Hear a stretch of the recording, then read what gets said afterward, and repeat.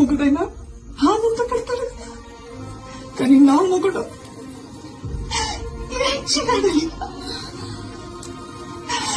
అది కూడా నీ వల్లే.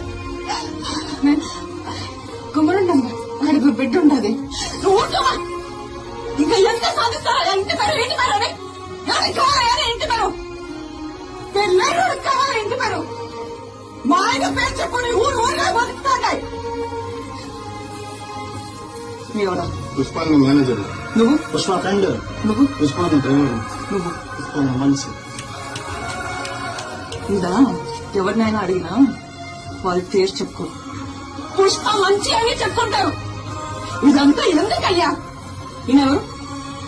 పుష్పాలన్న. ఇది నా మొగడంటే. యో, పుష్ప అంటే పేరు